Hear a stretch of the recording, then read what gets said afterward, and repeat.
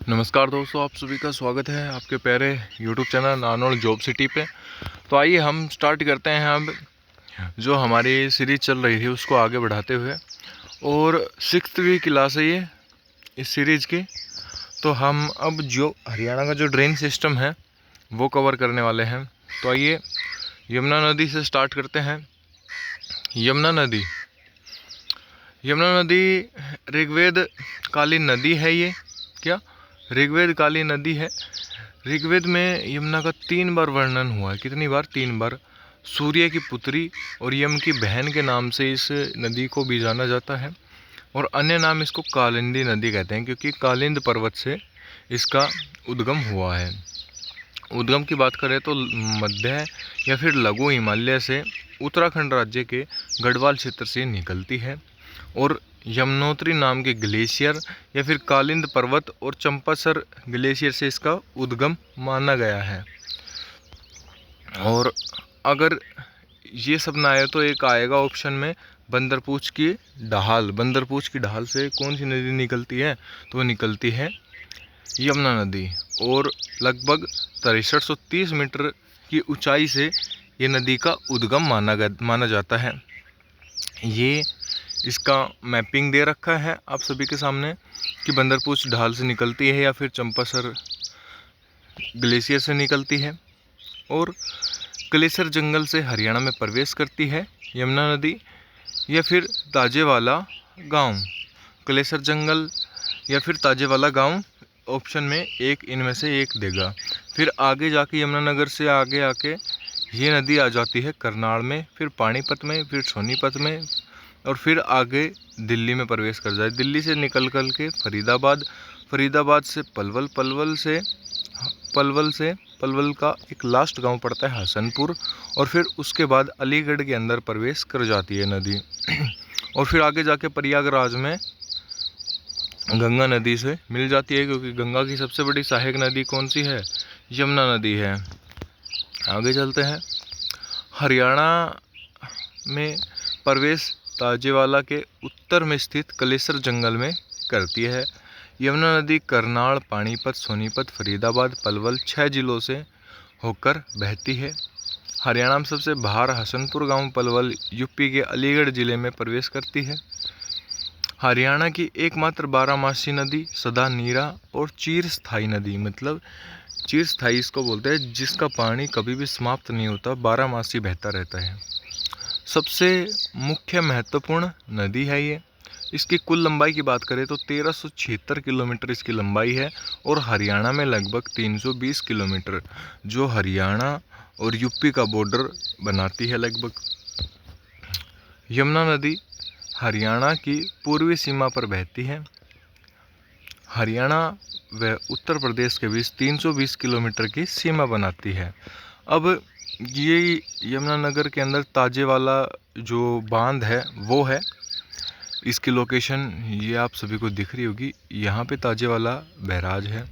तो इधर पश्चिमी यमुना नहर निकाल दी जो हरियाणा में है, और पूर्वी यमुना नहर यूपी में निकाल दी है। तो यहाँ से दो नहरें निकाली गई हैं। यमुना नदी पर हरियाणा में बने बांध एक ताजेवाला बांध जो मैंने अभी बताया, जहाँ से पश्चिमी यमुना नहर और पूर्वी यमुना नहर निकाली गई है। ताजेवाला से 2 नहरें निकाली गई है यमुनानगर के अंदर। इसका निर्माण ताजेवाला का बांध का 1873 में हुआ था।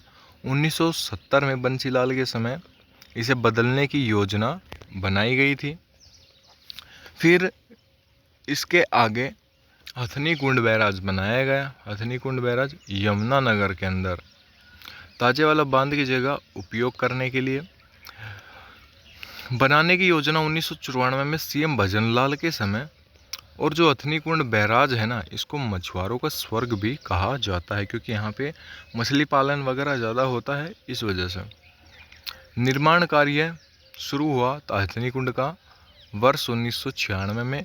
निर्माण कार्य पूरा 1999 में हुआ।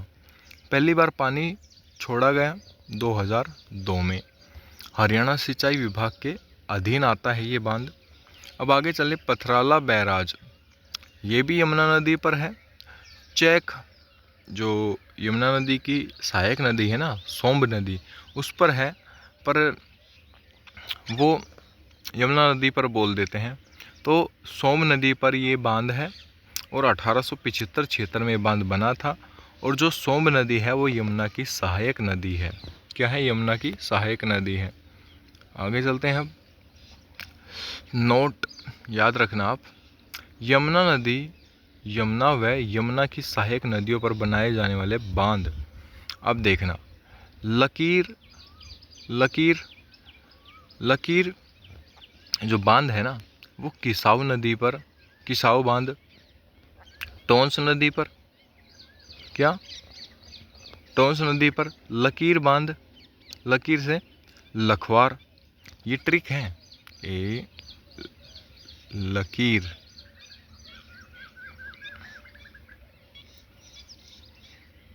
लकीर से, ले से लखवार बांध कि यमुना की सहायक नदियों पर, ले से लखवार, की से किसाऊ टोंस नदी पर, और रे से रेणुका गिरी नदी पर। तो रेणुका गिर गई, किस में गिर गई? नदी में गिर गई रेणुका।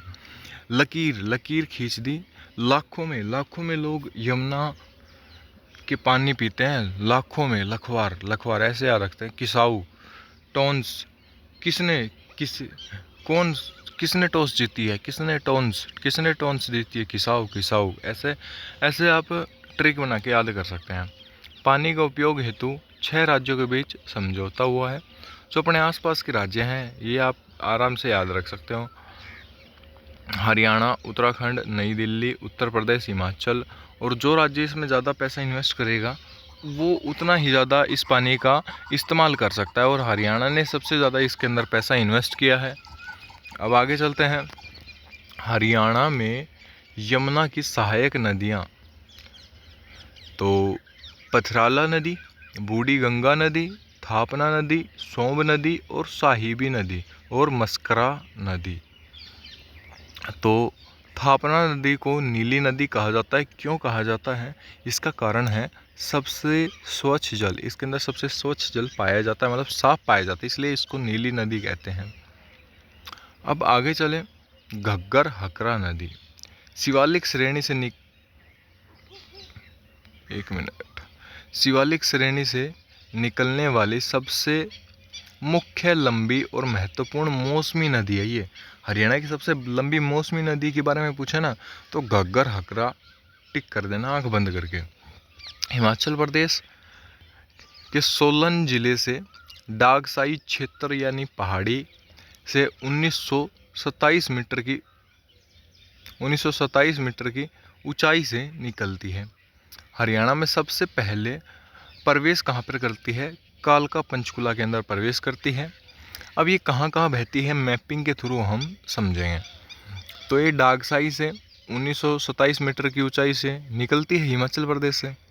जिला कौन सा पड़ता है? सोलन। घग्गर नदी कालका से हरियाणा में प्रवेश कर जाती है और मोरनी की पहाड़ी से बहते हुए ये निकलती है, या फिर टिपड़ा पहाड़ी, इन दोनों पहाड़ियों के बीचों बीच से होकर के बहती है।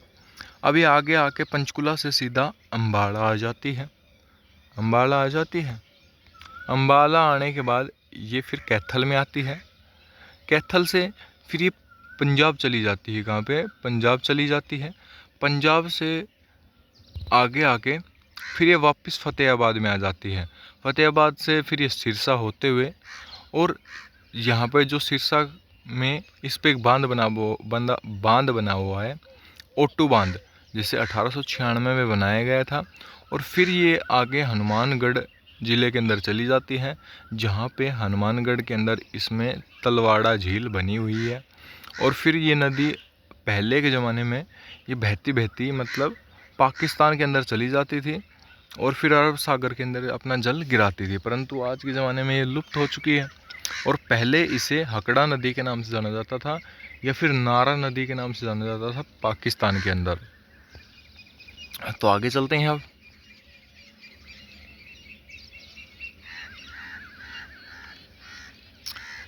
पंचकुला, अम्बाला, कैथल, फतेहाबाद, सिरसा 5 जिलों से होकर जो घग्गर नदी है वो बहती है। सिरसा से हनुमानगढ़ ज़िले जो राजस्थान में है वो उसमें प्रवेश करती है और फिर विलुप्त हो जाती है। राजस्थान की मृत नदी है। हकड़ा संस्कृति के अवशेष इससे प्राप्त होते हैं। तलवाड़ा झील का निर्माण राजस्थान के अंदर होता है, हनुमानगढ़ डिस्ट्रिक्ट में। ओटू बांध सिरसा से आगे, ओटू बांध या फिर सिरसा से आगे इसको हकड़ा नदी के नाम से जाना जाता था। प्राचीन समय में पाकिस्तान में इसका नाम हकड़ा या फिर नारा नदी कहा जाता था, घग्गर नदी को। हरियाणा की सबसे प्रदूषित नदी है ये।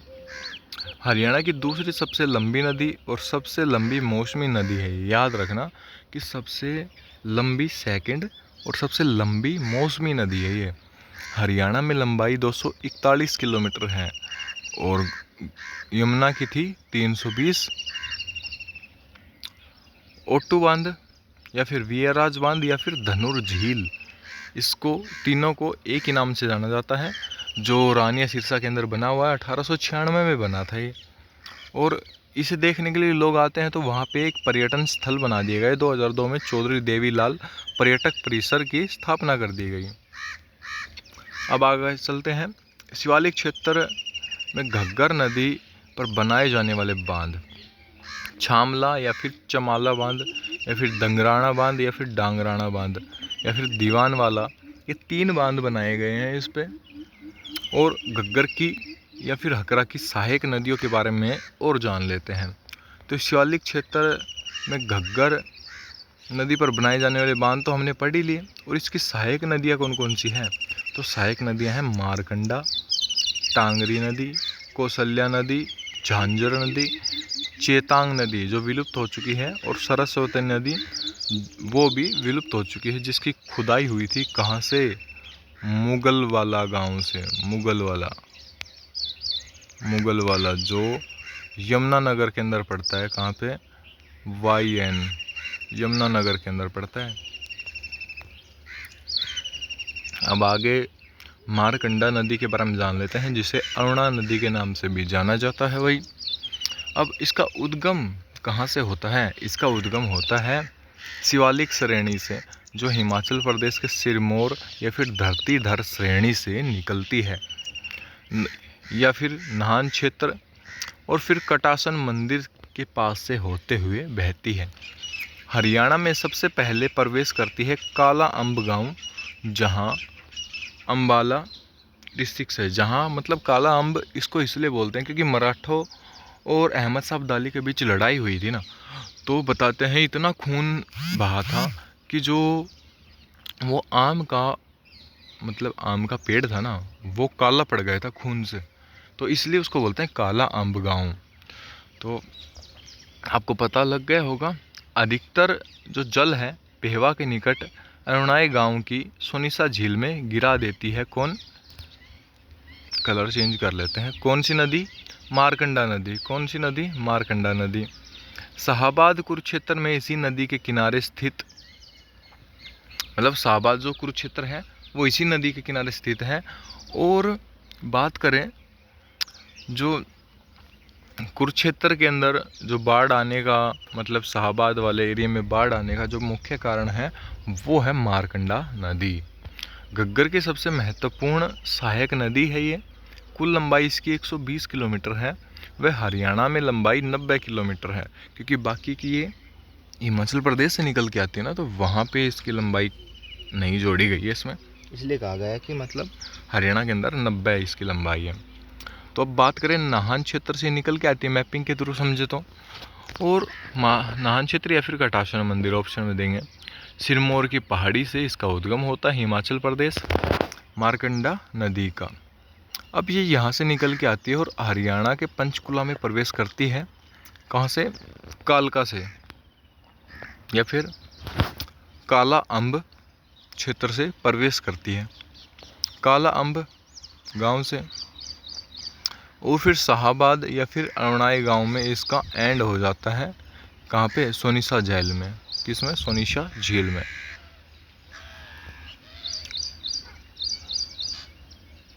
आगे चलते हैं अब। मारकंडा नदी की सहायक नदियाँ रण नदी, बेगना नदी, नकटी और टांगरी। तो मारकंडा की 4 सहायक नदियाँ होगी, रणी, बेगना, नकटी और टांगरी। मारकंडा का नाम मार्कंडेय ऋषि के नाम पर है।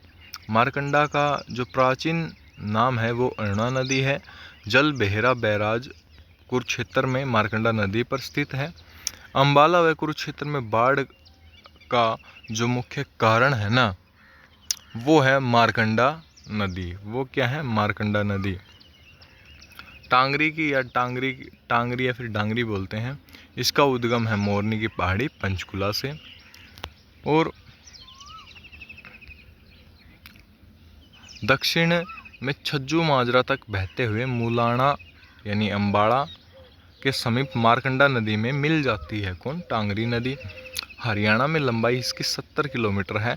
सहायक नदियाँ ओमला नदी है और बलियानी नदी है, या फिर आमरी नदी या फिर शहजादपुर वाली नदी। तो ये 3 नदियाँ टांगरी की सहायक हैं। कौन कौन सी? ओमला, बलियाली नदी, आमरी नदी या फिर शहजादपुर वाली नदी। और मोरनी की पहाड़ियों से बलियाली नदी का उद्गम माना जाता है।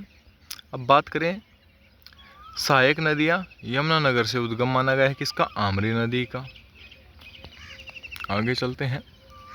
सरस्वती नदी, एक स्लाइड और बाकी है बस थोड़ी सी। सरस्वती नदी का उद्गम सिरमौर पहाड़ी हिमाचल प्रदेश से उद्गम है, या फिर हरकी दून ग्लेशियर से गढ़वाल क्षेत्र और उत्तराखंड से इसका उद्गम माना गया है। हरियाणा में सबसे पहले प्रवेश आदि बद्री यमुनानगर में करती है।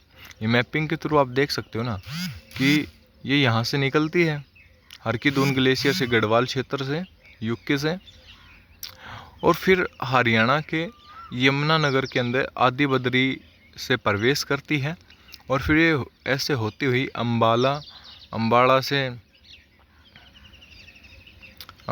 पंजाब, पंजाब से वापस फतेहाबाद, पेहवा, फिर ये होती हुई ऐसे आगे, अब आगे इसका मतलब राजस्थान में चली जाती है।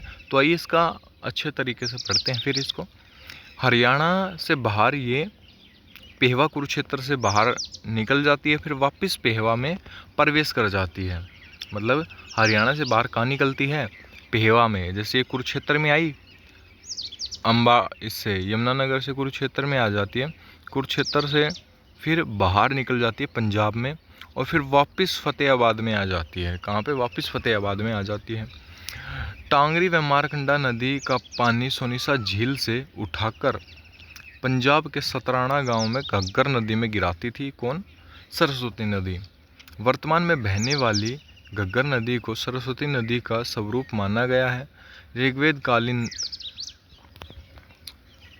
कालीन सबसे पवित्र नदी है। अगर आपको वीडियो अच्छी लग रही हो तो वीडियो को लाइक कर दो यार। मतलब वीडियो को लाइक करोगे तभी तो मैं आगे क्लास डालूंगा, थोड़ा मेरा भी मोटिवेशन बढ़ेगा। और इसकी जो PDF हो टेलीग्राम चैनल पे मैं डाल दूंगा, वहाँ से आप डाउनलोड कर सकते हो, या फिर मतलब इसका लिंक वगैरह थोड़ा सही नहीं हो रहा है तो आप सर्च करके टेलीग्राम पे नार्मल जॉब सिटी वहाँ पे ज्वाइन करके और उससे PDF पढ़ सकते हो। आगे चलते हैं। अब लास्ट स्लाइड है ये। अंतर्राष्ट्रीय सरस्वती महोत्सव, इसकी शुरुआत आदि बद्री से होती है क्योंकि आदि बद्री से प्रवेश करती है, और इसका एंड होता है पेहवा में क्योंकि पेहवा से बाहर निकल जाती है ये। सरस्वती नदी को पुनर्जीवित करने का जो श्रेय है ना, वो दर्शन लाल जैन को जाता है। जगाधरी से ये संबंध रखते हैं। सरस्वती शोध संस्थान के संस्थापक हैं ये, और इनको पद्म श्री भी मिला हुआ है। सरस्वती की पुनः खुदाई शुरू मुगल वाली गांव यमुनानगर से हुई है, मैंने बताया था आपको। केंद्र सरकार द्वारा गठित समिति KS वाल्दिया समिति बनाई गई थी। इसकी खुदाई से इसके अवशेष प्राप्त करने के लिए ऑस्ट्रेलिया देश द्वारा खुदाई में सहयोग दिया गया था, और HSHDB Haryana Saraswati heritage development board इसकी फुल फॉर्म है। इसके अध्यक्ष होते हैं मुख्यमंत्री। स्थापना हुई थी 2015 में। हेडक्वार्टर है इसका पंचकुला में। वर्तमान उपाध्यक्ष है धूमन सिंह किरमिच, जो कुरुक्षेत्र के रहने वाले हैं। तो वीडियो आपको कैसी लगी? वीडियो आपको अच्छी लगी ना तो चैनल को सब्सक्राइब ज़रूर कर देना, और आने वाली जो वीडियो आपको मिल जाएंगे, मैं धीरे धीरे जैसे डिस्ट्रिक्ट वाइज प्लेलिस्ट अलग बना दूंगा। और ये मतलब हरियाणा की हिस्ट्री और हरियाणा के ड्रेन सिस्टम वगैरह जो भी मतलब चलेगा वो अलग चलेगा, और हरियाणा की स्टैटिक है वो एक अलग वीडियो बना दूंगा।